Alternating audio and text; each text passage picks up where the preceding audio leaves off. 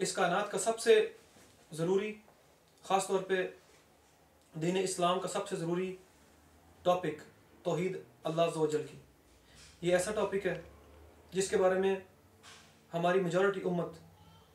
गलत फहमी का शिकार है, और उनको अगर पूछा जाए कि तौहीद का क्या मतलब है तो वो ज़्यादा से ज़्यादा आपको ये बताएंगे ला इलाहा इल्लल्लाह, कि अल्लाह के अलावा कोई माबूद नहीं। ये तारीफ़, ये डेफिनेशन भी ठीक नहीं है। ला इलाहा इल्लल्लाह का मतलब ये नहीं है सिर्फ कि अल्लाह के अलावा कोई माबूद नहीं। इसका सही करीब तरीन तर्जुमा ऐसे बनेगा कि अल्लाह के अलावा कोई भी तारीफ़ के का हकदार नहीं है, किसी का हक नहीं है। इल्ला हक ला हक का, कि अल्लाह के अलावा किसी का हक नहीं है कि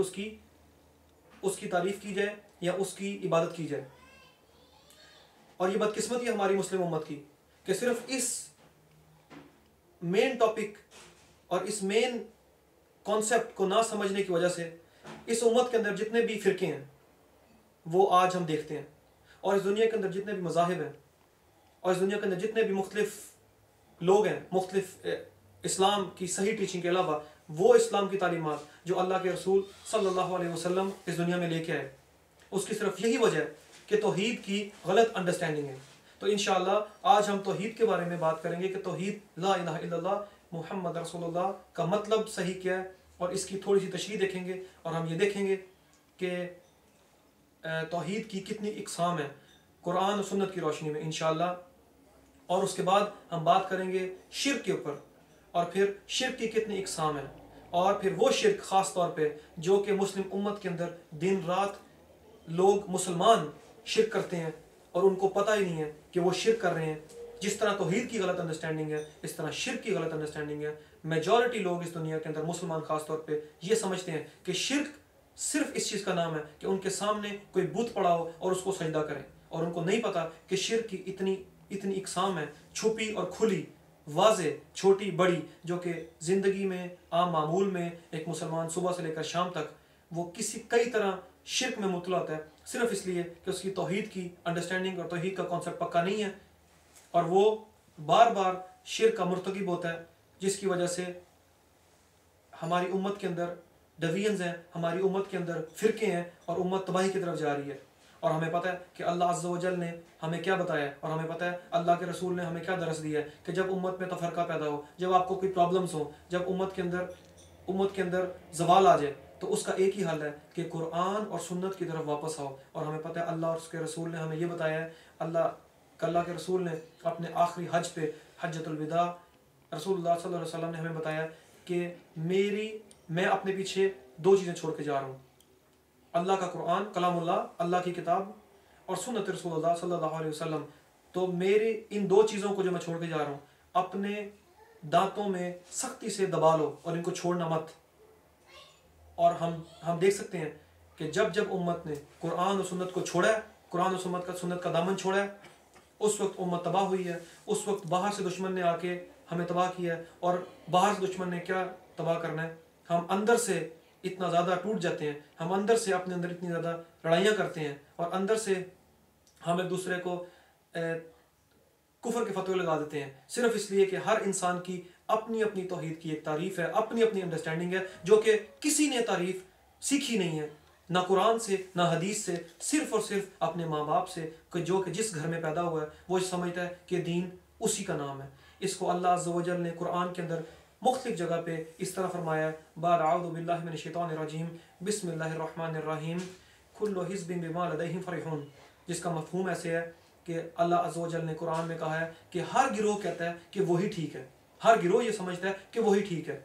जब अल्लाह के रसूल तौहीद का पैगाम लेके आए इस दुनिया के अंदर मक्के के मुशरिकीन के सामने,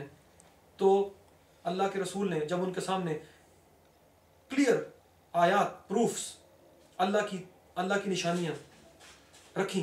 तो उन कुफ़ार के पास उन मुशरिकीन के पास कोई जवाब नहीं था। तो उन्होंने क्या कहा अल्लाह के रसूल को कि ए नबी तो खैर वो मानते नहीं थे, उन्होंने कहा कि हमारे पास आपकी बातों का दलील के साथ कोई जवाब नहीं है। वो माने कि हमारे पास आपकी बातों का कोई जवाब नहीं है दलील के साथ, लेकिन हम तो ये जानते हैं कि हमने अपने आबा और अजदाद को यही करते देखा है जो हम कर रहे हैं। तो अल्लाह के रसूल ने फरमाया अल्लाह पाक ने अपने रसूल को कहा कि ए रसूल इनसे कह दीजिए, इनसे पूछिए कि अगर तुम्हारे आबाओ अजदाद बेवकूफ़ थे, अगर तुम्हारे आबाओ अजदाद गलती पे थे तो क्या तुम भी गलती करोगे? तो जब अल्लाह के रसूल ने उनको ये कहा तो वो गुस्से में आ गए। उनसे अपने आबाओ अजदाद की बेइज्जती, उनसे अपने आबाओ अजदाद के बारे में ये रिमार्क्स, ये कमेंट्स नहीं बर्दाश्त हुए। उन्होंने कहा तौबा तौबा तौबा, अगर हमारे आबाओ अजदाद बेवकूफ़ थे, अगर वो बेवकूफ़ थे, हम बेवकूफ़ी ठीक है, लेकिन हम ये दीन नहीं छोड़ेंगे। तो ये है हट धर्मी। जबकि आपके सामने क्लियर प्रूफ्स आ जाए। एक मुसलमान का ये शेवा नहीं है कि वो अपने आप को मुसलमान भी कहे और कुरान और हदीस, यानी कि कुरान कलामुल्लाह और हदीस अल्लाह के रसूल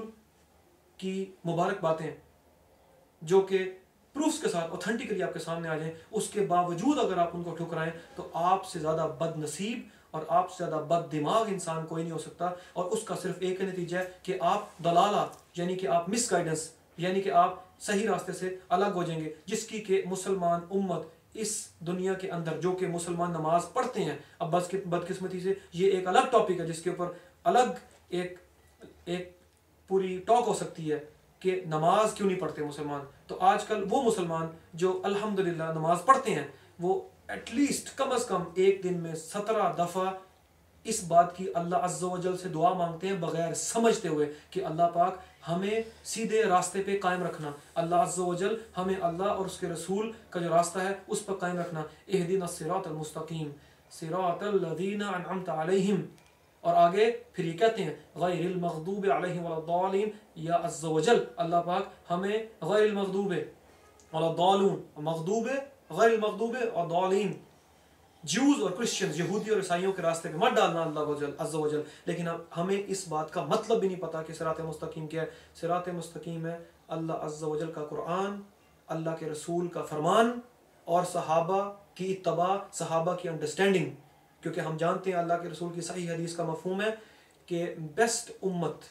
बेहतरीन कौम मेरी उम्मत, बेहतरीन नस्ल मेरी नस्ल है, जो कि सहाबा कराम अजमाइन, उसके बाद उनके आने वाली नस्ल जो कि ताबईन, और उसके बाद तीसरी नस्ल उसके आने वाली नस्ल, यानी कि सहाबा के शागिर्द जो सहाबा की अगली नस्ल है और आगे से उनकी अगली नस्ल। ये 3 नस्लें अल्लाह के रसूल ने हमें बताया है कि 3 नस्लें बेहतरीन नस्लें हैं। और मेरे बाद अल्लाह के रसूल ने फरमाया कि मेरे बाद इन तीनों को फॉलो करना। अगर कोई चीज़ की डायरेक्ट मिसाल मेरे से नहीं मिलती, मेरी ज़िंदगी से नहीं मिलती डायरेक्ट मिसाल, तो उसके बाद इन 3 नस्लों में से कोई मिसाल ढूंढो और उनको फॉलो करना। लेकिन बदकिस्मती से हम सब कुछ भूल चुके हैं और आज हमने सिर्फ और सिर्फ अपनी पूरी तवज्जो सेकुलर यानी कि दुनियावी इल्म को हासिल करने पर लगा दी है। और हमारे पास आजकल बदकिस्मती से या खुशकिस्मती से डॉक्टर, इंजीनियर्स और कंप्यूटर साइंटिस्ट तो बहुत ज़्यादा हैं, लेकिन उन डॉक्टर्स, इंजीनियर्स और कंप्यूटर साइंसदानों को ये नहीं पता कि गुस्ल के फ़राइज़ क्या हैं, उन्हें ये नहीं पता कि नमाज पढ़नी कैसे है, उन्हें ये नहीं पता कि उनकी ज़िंदगी में सुबह उठने से लेकर रात तक जो उनके अपने जिस्मानी फ़राइज़ हैं, उनके अपने ऊपर जो अल्लाह ताला के हक़ हैं और जो उनके हक़ अल्लाह ताला पे हैं वो क्या हैं। और वो एक बेढंगी ज़िंदगी गुजारते जा रहे हैं, जानवरों की तरह, भेड़ों की तरह, कि एक दूसरे के पीछे भीड़ चाल चलते जा रहे हैं। तो हमें ये देखना है कि तौहीद हम अपनी कैसे दुरुस्त करें। ये सारी तौहीद बांधने का मकसद ये था कि इंशाअल्लाह हम इस बात पे रोशनी डालें कि असल में अल्लाह ताला की तौहीद किस चीज़ का नाम है।